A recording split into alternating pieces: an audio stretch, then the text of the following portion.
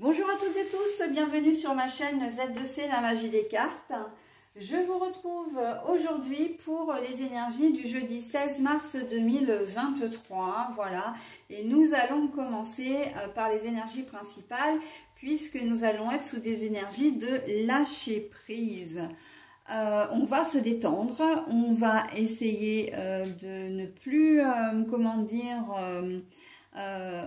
de ne plus s'inquiéter. Alors s'inquiéter, c'est pas le mot.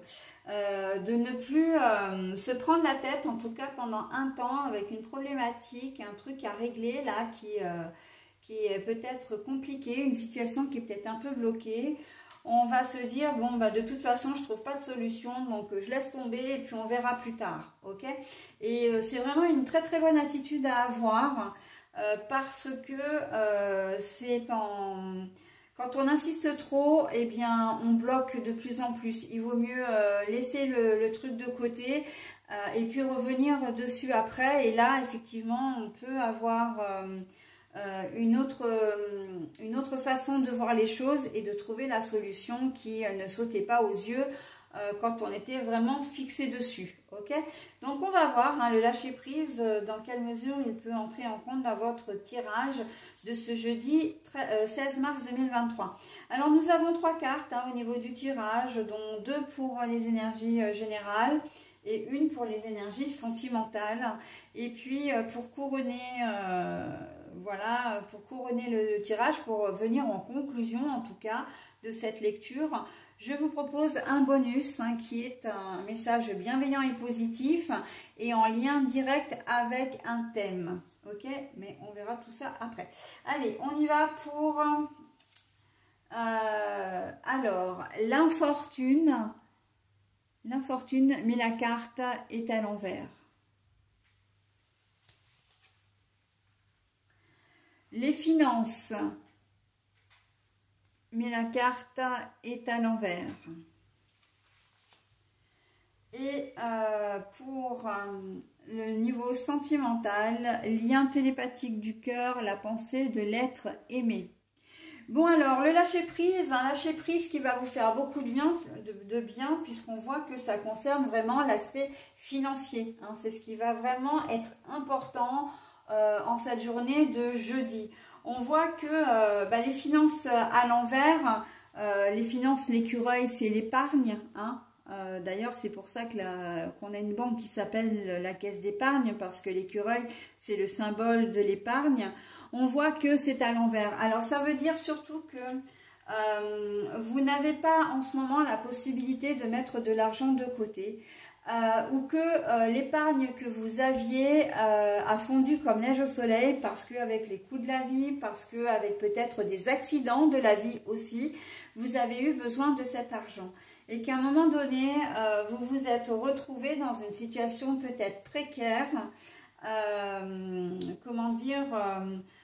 oui, précaire, vous n'aviez plus d'épargne. Et là, avec la carte de l'infortune à l'envers, on voit que les choses au niveau financier, donc là je vous montre la carte à l'endroit, on voit qu'au niveau financier, eh bien ça va se résoudre, il va y avoir une solution. Alors vous pouvez avoir une rentrée d'argent par exemple, voilà, ou trouver une solution si vous avez effectivement des petites dettes qui se baladent, ou même carrément des grosses dettes, mais vous allez, il y a une solution qui va arriver. Alors ça peut être par le biais d'un dossier de surendettement.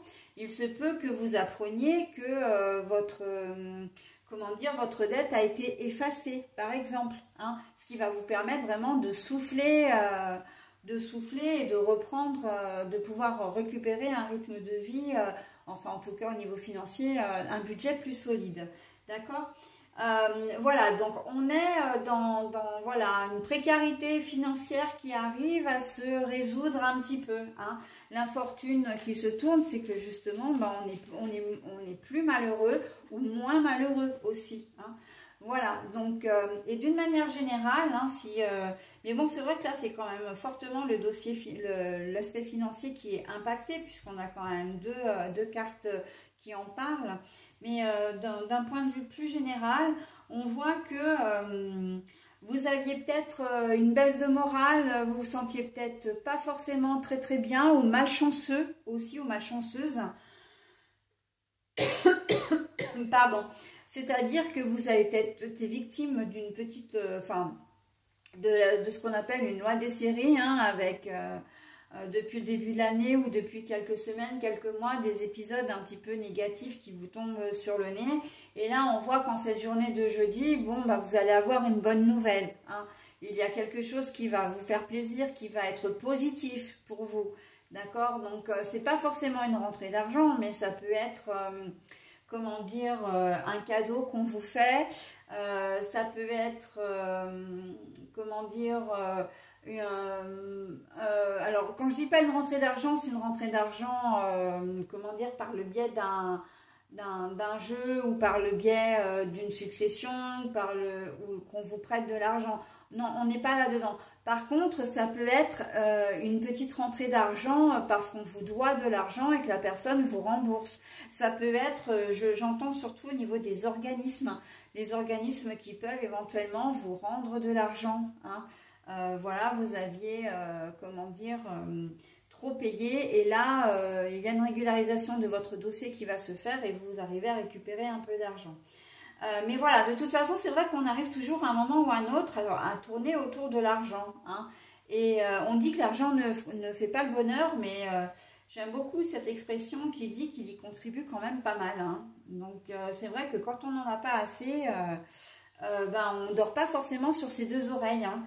Mais voilà, donc il y a ce sentiment un petit peu de baisse de morale. Et puis là, vous pouvez avoir une bonne nouvelle qui n'a rien à voir avec l'aspect de l'abondance, c'est-à-dire de l'argent, voilà, qui va vous redonner un petit peu le moral. Vous attendiez comment dire, vous aviez du mal à trouver du travail, bah, vous allez peut-être tomber sur une annonce, où vous avez peut-être déjà répondu à, comment dire, honorer l'entretien d'embauche, et on va vous dire ben, que vous êtes pris, quoi, hein. Ça peut être ça, toutes les petites choses qui peuvent faire du bien, hein. Apprendre que vous êtes enceinte, par exemple, donc l'arrivée d'un bébé, ou à l'arrivée d'un bébé dans la famille aussi, hein, des bonnes nouvelles, ou un Pax qui s'annonce, ou simplement une relation officielle.